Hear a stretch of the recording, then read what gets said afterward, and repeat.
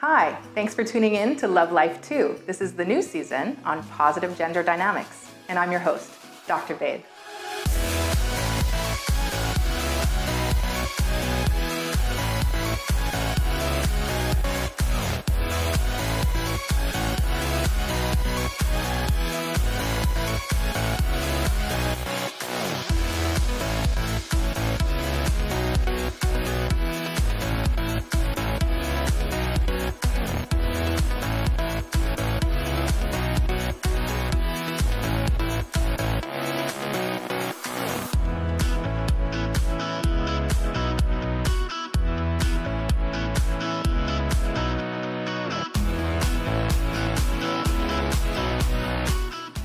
Today's episode is called The Double Standard 2, which is a sequel from last season's part 1, but with a different look, applying the positive gender dynamics. And today we have with us Kirsty O'Sullivan.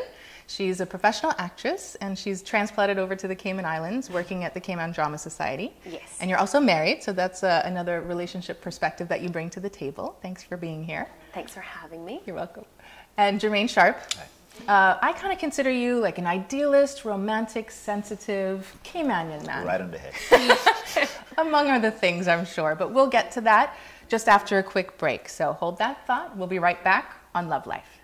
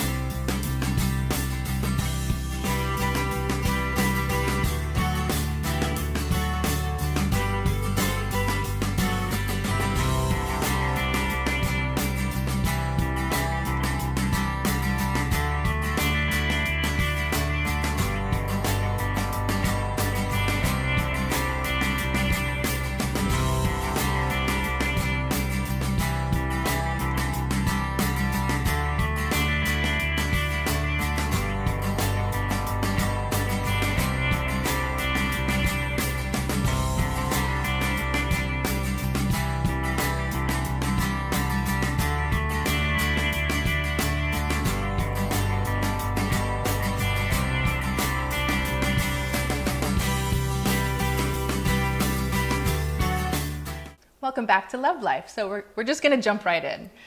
Kirsty, you're kind of a self-proclaimed feminist, vegan extraordinaire.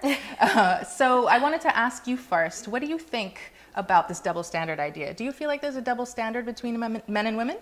Absolutely. I think what's surprising is that we've now fought so hard for equality. I think there's now some double standards against men too. Mm-hmm. But yeah, I think it absolutely exists on both sides. Unfortunately, I think women are more affected. I think there's a lot more double standards that are negative towards women and have a harsh impact in taking away a lot of choice, I think. How would you define what those examples are of double standards? So, well, it depends in which context, right? So workplace, mm-hmm. and this is the one that sort of everyone ends up talking about, is if a woman takes charge, she is bossy. If a man takes charge, he's a leader. Sure. If a man, is angry in the workplace, that's something everyone deals with. And if a woman is, she's emotional and she's problematic. And I think the wording we use against men and women, and obviously I'm speaking very generally, this doesn't apply to everyone.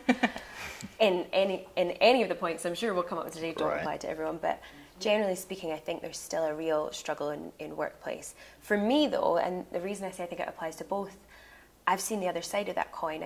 I've taught children for a long time, and I know a lot of the male tutors have had trouble because people wonder why men are working with children, which isn't even a thought that should come into your head. As in harm to the child? Or? Yeah. They see cases on, in the news, and they think, oh, it's weird if a man wants to work with children. Why does he want to do that? And actually, they want to share their passion like anyone else. Yeah. So I have seen both sides of it, but I think, unfortunately, my side, teaching kids is the exception. I think the corporate environment is tilted the other way.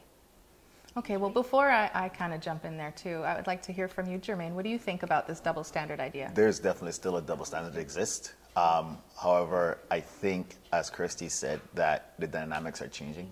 And the reason I say that now, as we become more global, I think is where you see the dynamics changing more. People are able to come out of their pigeonhole, their little rock that they live on, and experience more of what the world has to offer. And the positive male dominating figure that goes off to war and goes and hunts and brings back the bread for the family to win is traditionally what it was always has been, and now those rules are changing. But some people are not willing or able to embrace that, and as those dynamics change, you find people are more questioning what are men roles, what are women roles, how are these dynamics changing, and that does cause some tension, not just in relationships but also in the workplace. And again, I've seen that as well. I've seen where women who are take charge are pigeonholed as being dynamic or bossy, or you're pushing too much. And guys in relationships who are over affectionate are looked upon as too feminine in the relationship at the same time. So the dynamics are definitely changing, and there are going to have to be some adjustments in how we think as a society if we're going to be able to not have these double standards exist. Do you think it's gone too far? Sort of this feminist movement, sorry. Don't ever apologize for calling me a feminist. I'm good with it. Well, I mean, do you think that it's gone too far, this third wind, whatever they call it, of extreme feminism? No, I think there's a misunderstanding of what feminism is. Tell us. Okay. I want to know what you think. So, feminism is a strive for equality between the sexes, and that's it, plain and simple. And yes, there are people that are doing the opposite and taking it to the other extreme where they're then being sexist against men. Like you read these stories about women being offended because someone's opened a door for them. That's manners, and if someone wants to do that for you, that's lovely, and if you want to do that for someone else, you should, of course you should. You should be kind to each other and look out for one another.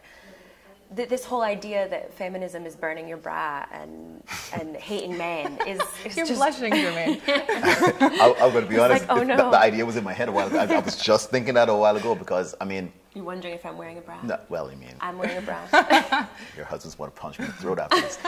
But I don't mean to cut you off, but No. I mean, a great example of what you said a while ago. I was living in London a couple of years ago, and I distinctly remember this particular April showers. And I was waiting on the bus to come by, and I tell my friends this story all the time. I had on my jacket with a hood. It started raining, and we were at the bus stop. It was a packed bus stop, and I had my umbrella in my hand. And this lady was standing there with all her binders and her briefcase and her handbag and the whole nine, but she was in the rain with nothing. And I mean, the way I was raised here, etc., a woman needs something, you help. And I opened my umbrella, held it out, and put it over her head. I thought I was doing the right thing. This lady literally turned, looked me up and down, just stepped back out into the rain. What? And I was like, well, why would you do that? That doesn't make sense to me. Did it seem offensive to her? I think she took offense to the fact that she didn't need my help. Wow. And I took offense to it because I was like, this is why people say chivalry is dying. Things like this will make guys not do stuff. I still get it here. I will open a door and hold a door for almost any person. But when someone goes through that door and doesn't even acknowledge that I did it, it takes me off to no end. Like, I literally feel myself born and I have to bring myself back because I'm trying not to be that angry person. And when we're talking about feminism, unfortunately, feminism has been branded as the bra burning, step on a man, I don't need you to breathe, I can do whatever I want, and if you look at me sideways, you are raping me with your eyes kind of thing. It makes guys like me and a lot of guys that I know pull back. Why should I offer you all of this if this is going to be the reaction I'm going to get? Can I ask you a question? Sure. Because this is something I'm interested in. You said a minute ago the story of being in the rain, that a woman needs something, you help her. Would you not have done an umbrella for a man who was standing with all his things and getting soaked? I would have been more likely to give him my umbrella, right, than do it. But like I said, I mean, women But you would still offer the same I would kindness still, and the same I gesture? think I would. I've seen and again, I could only go from when I've lived overseas and stuff like that. I've seen where I've been on a train in New York, and an older gentleman walks in. I'll get up and give him my seat. I've seen where a woman come in with her stroller with her kids, and people just looking at her, and I'm like, somebody give her a seat. I will get up. That's just me. That's how I am. That's how I was raised. It's not chivalry. It's manners to me. Right, Yeah, and kindness. and it's how it should be. How it should be. But again, like, not everybody thinks like me. If I see, back to your same question, I've seen where I've been in Chicago and in the middle of a snowstorm and somebody need a cab. And it's an older gentleman. I'm on vacation. He's working. He needs a ride home. Go ahead, take the cab. I'll take a walk. That's fine. It's not going to kill me to wait 5 more minutes. But again, I think the world has become so centralized about me, and what I want and what nobody else is going to give me, that I must take everything I can now, instead of saying, hold up, let's draw back a little bit. If I help you and you reciprocate, then we're both better off. And you know, when you're talking about women complaining that chivalry is dead, or people in general, I can just see this, what's happened is it's sort of proliferated to the point where when we're interacting, meeting in dating situations or whatever, and then there's this whole backlash to, well, I want to be an independent woman, but then he didn't offer to pay my bill, right, at the end of the date. That's a double standard. So then it's kind of like, you know, you're damned if you do and you're damned if you don't. And it leads into this resentment, I think, that is built between both men and women. So I think that we do need to kind of reflect and figure out what it is that we're really looking for and be honest about it, because kind of what you were saying, it sounded to me like how I am just defining positive gender dynamics. So positive femininity to me is maybe a little bit more about how you define feminism. Whereas I find a lot of the general definitions of feminism are more harsh.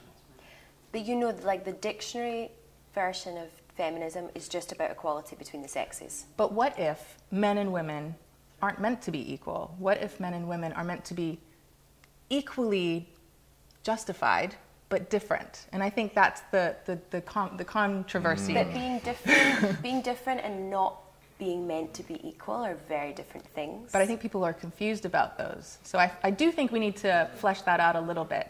But why don't we hold that thought? Sure. And we'll get right back to that thought after the break.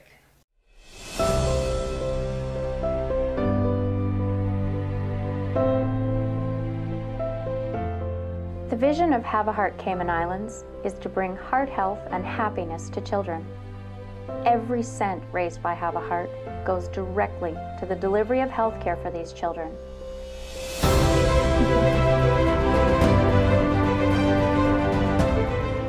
Without your support, these beautiful children might not get the surgeries they need to survive.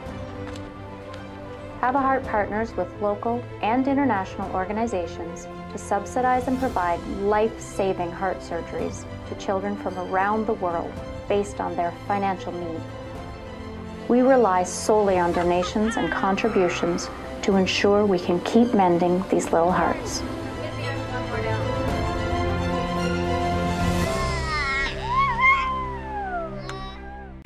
20 reasons to attend the International College of the Cayman Islands in 20 seconds. Job promotion. Night classes. Challenging. Affordable tuition. Brilliant professors. Business. Friendly environment.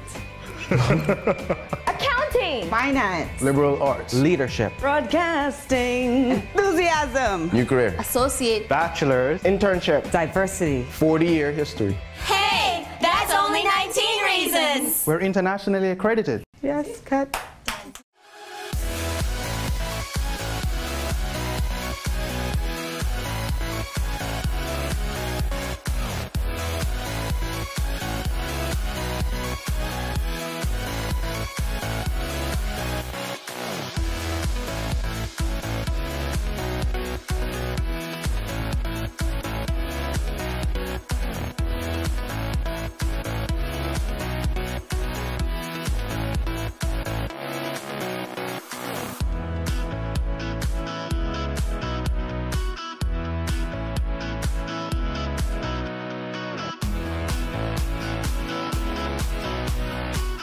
Welcome back to Love Life 2. We have Kirsty and Jermaine here. So I want to kind of just jump right back in because we stopped on a really good point. Yeah. I guess I'll start off because I want to clarify what I meant as well. Sure. So when you mentioned equality of the sexes, my opinion is that sometimes people get it misconstrued because they assume equality means the same or similar rather than justice and rights being equally distributed. So I think that we need to make sure and clarify that we don't mean that men and women are supposed to be the same. I don't think they're meant to be the same. I think there is a purposeful difference between the two sexes. So I don't know if that's still a point of contention. Yes. A little. Well, so I think that my issue with the statements that men and women that we need both to survive in a relationship. First of all, it discards same-sex relationships. I don't think there is gay male couples sitting surrounded in pizza boxes because neither of them can cook, and all those feminine qualities people think of don't exist. And I don't think there's lesbian couples sitting there with broken cars going, there's no man to help us. Right. So, I think people have different qualities. It's down to your personality, it's down to your upbringing, culture, all these different things. But the traits that we think of as male and female are very outdated. For me, particularly, I mean, and it comes down to choice as well. I mean, there's nothing wrong with being a woman that wants to cook for her husband every night of the week if you choose to. And rather than that you're expected to and he thinks that is the woman's role. That's wrong. It should be choice, and the sexes both should have choices in whatever they want to do. And there's traditional traits, you're right, that some people that manifest themselves more in other ways, but there's things like the male emasculation when it comes to emotion, and you touched on this a little bit.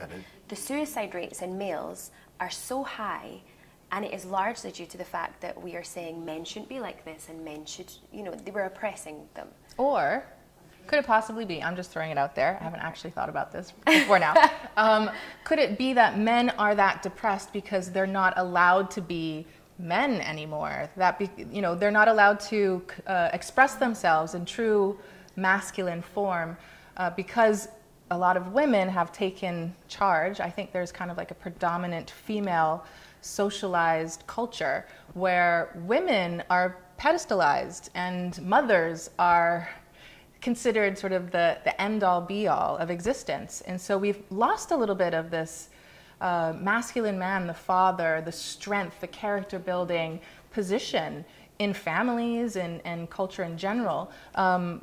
But I mean, I see your point. I don't think that this is something that we can say everybody is going to do because it's more heterosexual, right? Right, but I also don't think it needs to be one or the other.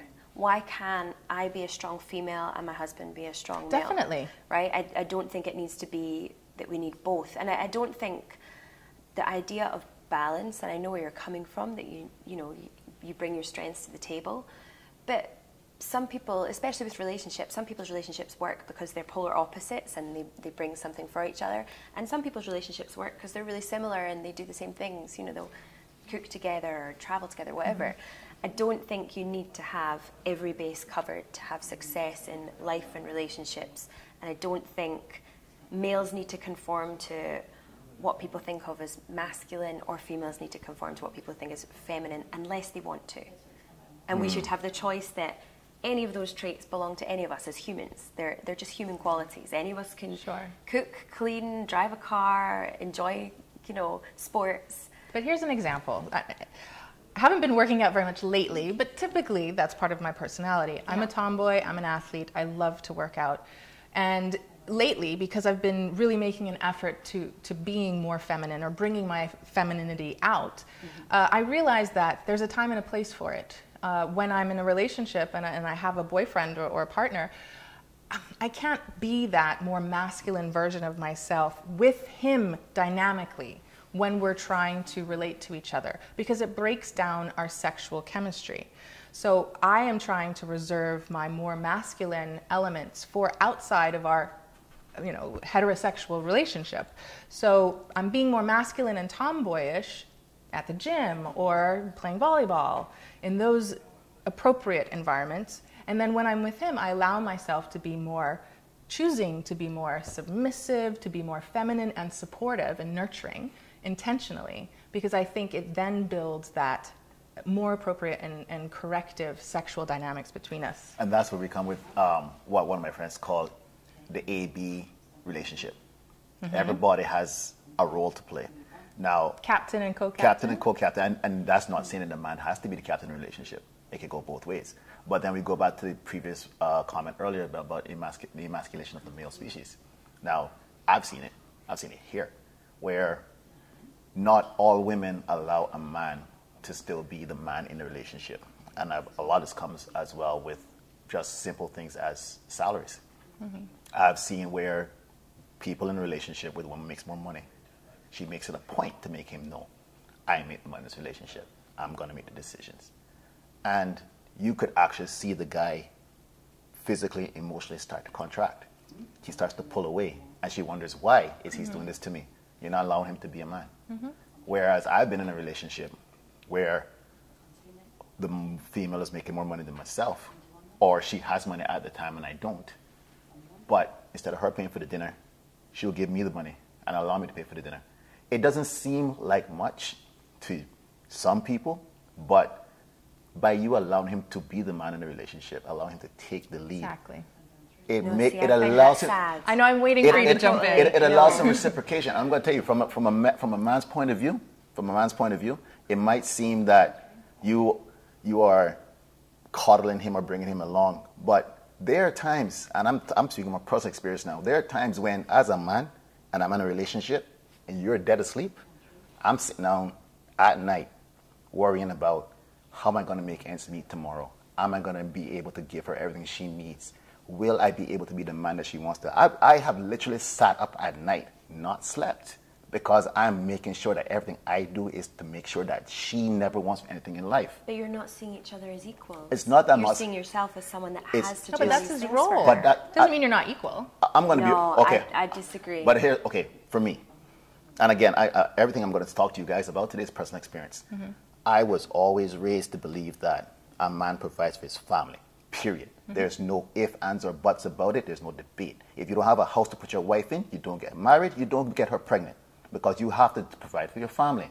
If she is your partner in life, fine, but you do not put any female in a position that she's going to be left out if you decide to move on. But women work now. That is like in the 50s, sure. If you had a housewife, sure.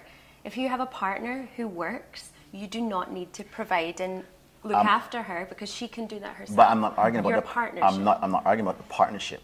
I'm arguing about the position of the man in society to be able to provide his wife. This is not me arguing against feminism. Right. This is not me arguing against people being partners or collaborative. This is me saying, as a man, sometimes my role, AB relationship, is to take the lead and ensure that at the end of the day, if I have to sit over here and starve, my wife, my kids are taken care of, the bills are paid, and everything's going to be okay.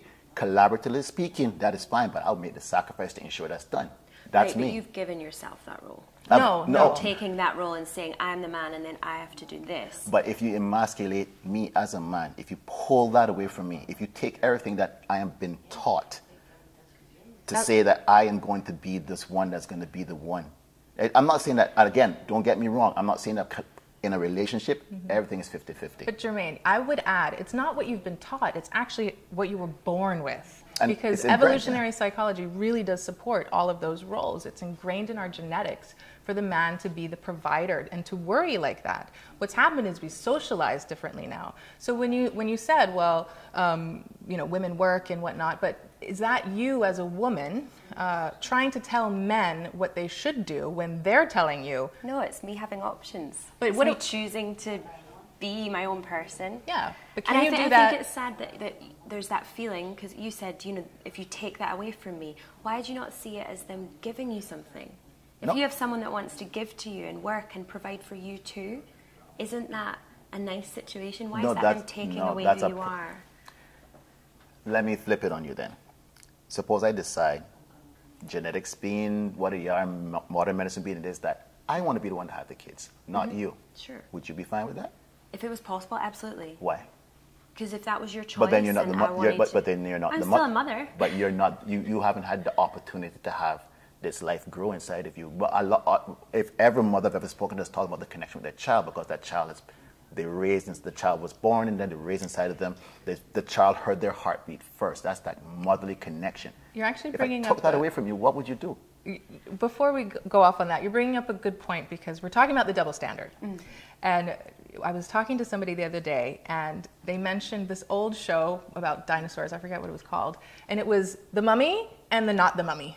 Do you remember that show? But that's kind of where we've come to, is that I think there's this, like I said, it's like this pedestalizing of mothers and women trying to tell men what they need to do to be happy, because I think it's a response to that feminism, as a response to trying to equalize the sexes so that you feel like there's more rights for the women. Yeah. But I think it's gone too far.